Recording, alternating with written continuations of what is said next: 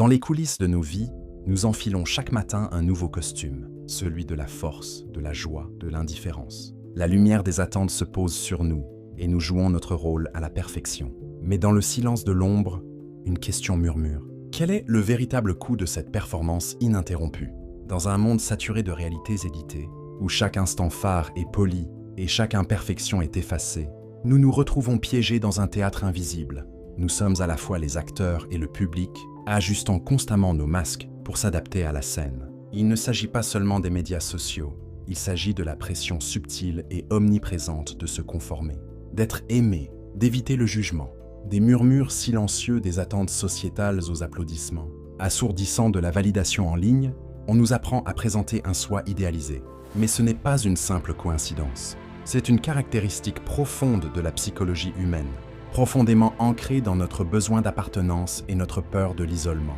Dans un monde où la vulnérabilité est souvent perçue comme une faiblesse et l'authenticité un luxe, ceux qui hésitent à mettre le masque se retrouvent souvent à la dérive. Pendant ce temps, ceux qui maîtrisent l'art de la performance, qui se fondent habilement dans le récit collectif, semblent naviguer dans la vie avec une grâce sans effort. Cette réalité inconfortable nous force à confronter une question vitale. L'authenticité est-elle un fardeau dans le jeu de l'acceptation? Pourtant, le paradoxe est le suivant. Bien que jouer un rôle puisse offrir un confort à court, terme ou un succès éphémère, l'histoire est aussi remplie d'histoires d'effondrement interne, d'esprits étouffés sous le poids de leurs propres prétentions. La question n'est pas seulement de savoir pourquoi nous portons ces masques, mais si un véritable épanouissement peut être trouvé derrière un sourire fabriqué. Plus important encore, qu'est-ce que cela signifie pour ceux d'entre nous qui aspirent à laisser tomber l'acte et à vivre vraiment? De nombreux philosophes ont abordé la nature du soi et les forces sociétales qui nous façonnent. Carl Jung, par exemple, a introduit le concept de la persona, le masque social que nous présentons au monde. Il y voyait un compromis nécessaire entre l'individu et la société, nous permettant de fonctionner sans constamment exposer notre soi brut et non filtré. Mais il a aussi mis en garde contre une suridentification avec ce masque, soulignant que cela pourrait conduire à une profonde déconnexion de notre être véritable, notre soi. Pour comprendre pourquoi nous revêtons si facilement ces masques, nous devons d'abord comprendre l'interaction subtile entre notre désir inné d'acceptation et les pressions externes qui exigent la conformité. Et pour ce faire, nous devons plonger dans un concept qui résonne à travers la pensée psychologique et philosophique. La tension entre notre moi authentique et notre moi performant. Allons plus loin. Imaginez deux individus naviguant dans un rassemblement social complexe. L'un est un caméléon, se fondant sans effort dans chaque conversation, reflétant les opinions, riant à chaque blague. Il est admiré, accepté et semble traverser l'événement avec facilité. L'autre est résolument lui-même, exprimant sa vérité, même quand elle est impopulaire, restant ferme dans ses convictions, même si cela implique un certain inconfort. Lequel de ces deux est le plus susceptible d'être instantanément populaire? Lequel est le plus susceptible de trouver une connexion vraie et profonde? Les théories psychologiques suggèrent que nos cerveaux sont câblés pour la validation sociale. Dès la petite enfance, nous apprenons que certains comportements mènent à l'acceptation et d'autres au rejet. Ce n'est pas une vérité universelle, mais un mécanisme de survie profondément ancré, une création de notre évolution sociale. Nous développons des stratégies adaptatives, nous masques, pour naviguer dans des hiérarchies sociales complexes. Alors, qu'est-ce que cela signifie pour nous?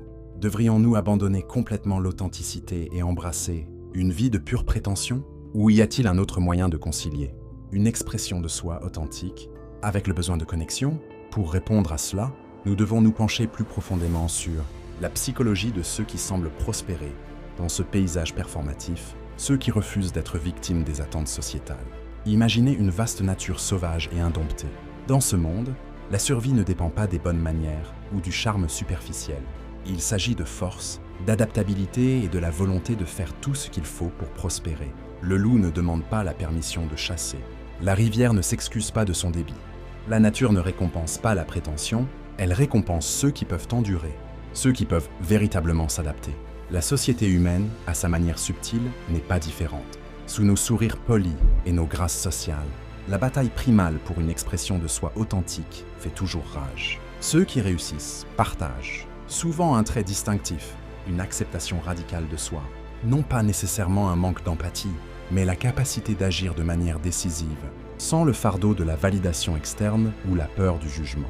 Ce n'est pas un accident, c'est une adaptation psychologique, un mécanisme qui a permis aux individus de vivre véritablement et d'influencer leur environnement dans un monde qui exige souvent la conformité. Les psychologues étudient depuis longtemps les traits qui prédisent un sentiment de bien-être intérieur et un impact authentique dans des environnements sociaux complexes. Encore et encore, nous voyons les mêmes schémas. Des niveaux élevés de conscience de soi, une faible sensibilité à la critique externe et peut-être le plus profondément, un sens aigu de la compassion pour leurs propres défauts perçus. Cela ne signifie pas que toutes les personnes authentiques sont infaillibles, mais cela signifie que beaucoup d'entre elles possèdent des traits qui leur permettent d'agir sans les contraintes émotionnelles qui retiennent les autres. La recherche psychologique a révélé un phénomène appelé le sophisme de la gestion d'impression, la tendance à croire que des apparences soigneusement élaborées mèneront toujours au résultat souhaité. Cette croyance est dangereuse car elle encourage une approche passive de la découverte de soi. Si nous supposons qu'une présentation parfaite seule mènera à un véritable succès, nous risquons d'ignorer les réalités du travail intérieur, de la connexion authentique et de la profondeur de l'authenticité. Et pendant que nous attendons la validation externe, ceux qui ne partagent pas nos illusions avancent déjà, libérés de la prétention. Mais cela signifie-t-il que l'authenticité est dénuée de sens? Devrions-nous abandonner toutes les tentatives de bien nous présenter au nom de la vérité brute? Pas tout à fait. La clé est de comprendre le jeu de la perception sans en devenir esclave. Ceux qui souffrent le plus sont souvent ceux qui croient que le simple fait de bien jouer son rôle sera suffisant.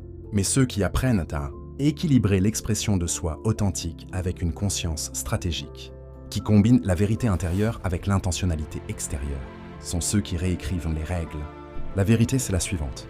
La vraie connexion n'est pas quelque chose que nous pouvons attendre des autres sur la base de notre performance. C'est quelque chose que nous devons créer, et cela demande du courage. Des philosophes comme Søren Kierkegaard ont souligné l'angoisse de l'inauthenticité, mettant en lumière le désespoir qui surgit lorsque nous ne parvenons pas à nous choisir nous-mêmes.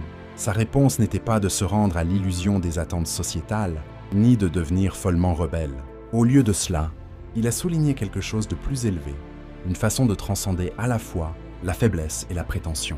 Pour comprendre cela, nous devons explorer l'une de ses idées les plus révolutionnaires, le chevalier de la foi, l'individu, qui embrasse les absurdités de l'existence, qui choisit une acceptation de soi, radicale au-delà de la compréhension conventionnelle. Imaginez-vous au bord d'un vaste abîme. Derrière vous se trouve le monde tel qu'il est, rempli d'exigences performatives, d'angoisse sociale et du poids oppressant de la convention superficielle. Devant vous se trouve l'inconnu, un chemin que seuls les courageux osent emprunter. La plupart hésiteront, enchaînés par la peur du jugement et le doute du rejet. Mais quelques-uns feront le saut.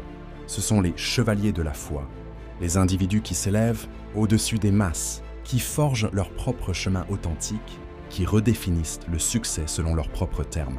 L'erreur que la plupart des gens commettent est de croire qu'ils n'ont que deux choix, être un performeur ou être un paria social.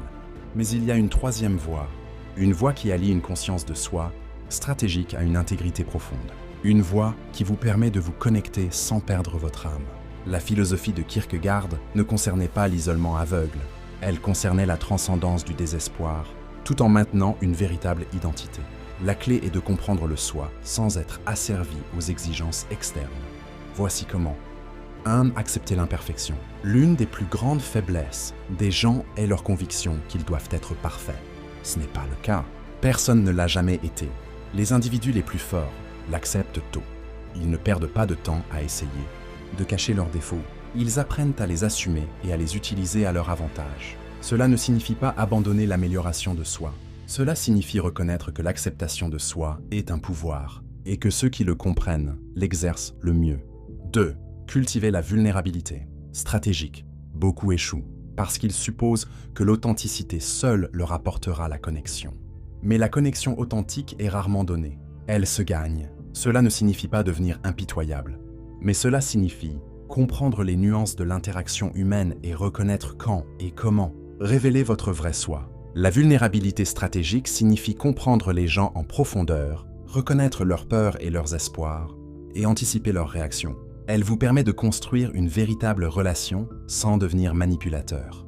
3. Développer la validation interne.